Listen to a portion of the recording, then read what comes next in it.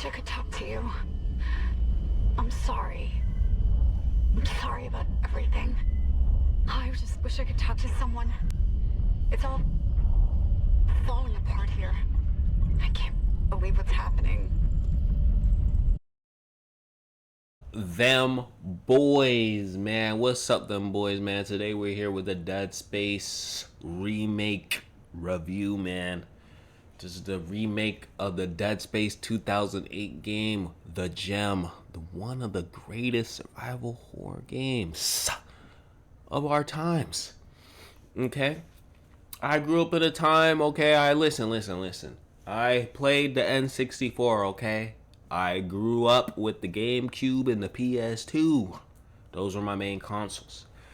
And then I experienced online, Xbox 360 and everything. And it was a whole new ball game, okay? One of the games to come out on Xbox 360s was one little game called Dead Space, made by EA. Okay, and let me tell you something about this little game that EA released, Dead Space, man. Wow. It is a gem, man. This game stands the test of time. It is so good that people were like, oh my god, why are you even remaking it? You don't have to remake it. It's so good. You don't even have to remake it. Nah, playing this remake, it's so good. Oh my god, I'm so glad with the additions they added and the things that they've changed. It's great, honestly. It's even improved on the edition that we played when it released on the Xbox 360. So I would say that this is actually a worthy addition into the Dead Space saga. Hopefully they're gonna remake the whole series, but I don't think they're gonna do that. I think this was the last Dead Space media content thing we're gonna get. Damn, I wish they would have just ended it at 2 though, at least. 3, we don't have to get 3. We could have just got the Nicole arc and Nicole and Isaac arc in Dead Space 2, but that shit would have been crazy because now in this game you already know. The story follows Isaac Clarke as he's heading to the USG Ishimura to figure out what has happened to the crew there and his wife. Well, initially they're actually just going there to go do a little repair job, I think, and that's when they start figuring out everything's gone awry. You know, Isaac has been able to talk to Nicole really in months, only through video messages, so now he's been looping the video back and forth, getting ready to talk to her. As they're docking, the shit goes crazy, it goes out of whack, and they're all confused. They're like, what's going on? What's going on? They head to the main bridge, they head to the main dock, and that's when it happens. They're there, they're trying to get inside, and the necromorphs attack. Oh my god, what's going on? Turns out aliens have infested the fucking ship, the USG Ishimura. First of all, that name is fucking fire. Okay. I don't know what they were doing over there in the development team, but that name, the USG Ishimura, and then you go up and, oh my god, it's so clean. And what they did to the ship this time is so fire, bro. It's all seamless. There's no loading screens, nothing like that. It's a whole seamless ship, and it feels real. You know what I'm saying? And originally and stuff like that, you would go through the chapters of the game, and that's how you will progress through the ship. Now you can progress through the ship throughout it the whole time, as long as you're accessing, you know, you got the right security level or clearance, or you progress through the story a certain amount. You can go throughout the whole level, like throughout the whole ship, and it really feels like the ship. You know what I'm saying? But yeah, you're basically going out through the ship, the USG, and you're figuring out what happened to your crewmates, where Nicole is at, and then you start discovering this thing called the Marker. Now, the Marker, it's a big player in the Dead Space series, man. It's a really big player, man. That's why I really want them to continue on with the remake series. But the Marker right here, it infects people. So right now, Isaac and his Hammond and Daniels are trying to get up out of there. They're trying to get everyone up out of there, and they're trying to figure out what's going on with the Marker. They're trying to get rid of the Marker so no one else stays corrupt. Funny. Man, the gameplay of this thing is like Resident Evil 4 on crack, okay? Forget the little, oh my god, I've done a little parries. I've done a little counters. I could do a little leg kick with Leon. Nah, fuck all that, okay? Fuck all that. In this game, they focus on dismemberment and the telekinesis move. You know what that is? And then stasis. Let me say stasis. You know what that is? Let's say the necromorphs are coming at you. One of them is the bastard with the claws. Yeah, with the arm claws. You shoot off one leg. You shoot off one of the arm claws. Oh my god, I'm crawling on one leg. I'm crawling on one leg. You take the arm claw, shoot it into the necromorph. Shing! They get pinned up on the wall. Extra damage, bro. You're saving ammo and you're killing them way faster. There's even crazier ways to do it. You can just shoot their arm off with the plasma cutter. You just shoot the arm off with the plasma cutter.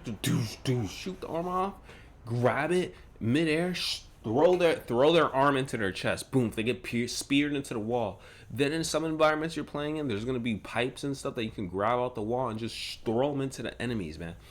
So even when you feel like you're out of ammo, you're never really out of ammo, man. You can use the enemies as ammo. You can use the environment as ammo. It's a really fun mechanic that I still have not seen a lot of games use to this. Like, you don't have to have a telekinesis power, but have something where you can just throw random objects or anything at the enemy, and it makes it so realistic. I can't even lie, it makes it so realistic. It makes me feel like I'm playing more. I'm so immersed in the game. Like, I'm throwing chairs, I'm throwing tables, I'm throwing fucking cleaning objects. I'm doing anything to stop these necromorphs, man. That's some things that we really, really need more in gaming. It's just things like that. But that telekinesis power is fire. Then you have the power where you can stasis them and slow them down. So you stasis them and everything is slow motion. You shoot their arms off, do. Shoot their limbs, do.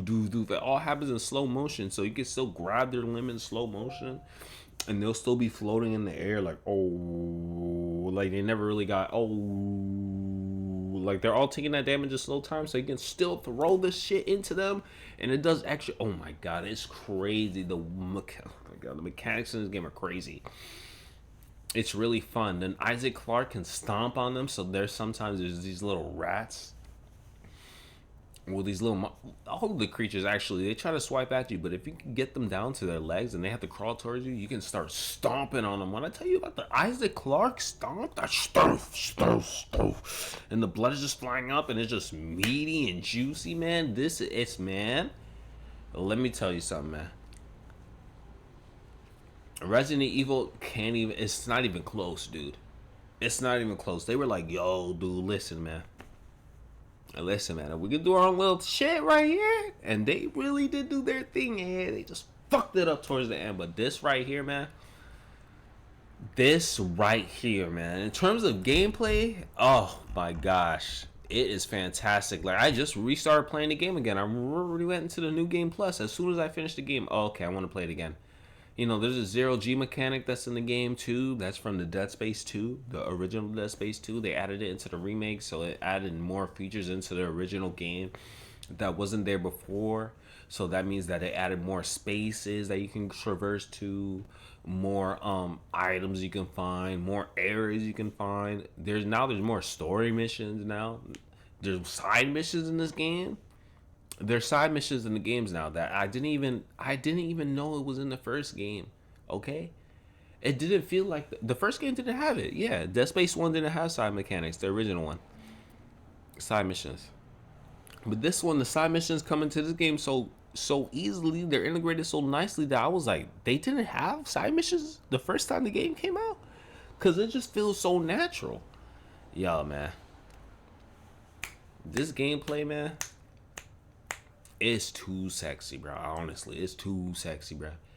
We deserve games like this to play, man. Just in terms, like, the story is good, man, but just in terms of the gameplay, man, the dismemberment, the ripping off their limbs and throwing it back at them, the throwing things off the wall, grabbing the wall, throwing it at them, then throwing the bodies of the monster you just killed and throwing it at the other monster, bro. It's crazy. It's cool. It's cool, man. And that plasma cutter, oh my, that gun is so iconic. With the scoop, it doesn't even have to do any other mechanic besides to rotate, and that shit is so fire, bro. It's so fire. Oh, I want to shoot the legs, I'm gonna go sideways. I want to shoot the arm, I'm gonna go horizontal, straight up. Oh my god, 10 out of 10 combat. Overall, I wanted to say it looks good, it sounds good, and I think it's worth a pickup, especially since it goes on sale a lot now. I think this is a worthy game to add to the collection, whether it's physical, whether it's digital. I think the Dead Space remake really is a 10 out of 10 remake. I enjoyed it throughout the whole time, to be honest with you. I'm already playing it again, so that should tell you something. In terms of a game, this is a pure game, and the story is pretty good. It's decent. You know what I'm saying? What happens with Daniels and everything like that, with Nicole and everything, it's pretty good. Hammond, I like the story, and I like just progressing throughout the game. You know what I'm saying? The game is really good. It's a really good game. And that's what gamers need, just a really good game. So I would say this is a pickup out of 10. A pickup out of 10. I'm going to talk to you guys later. Peace.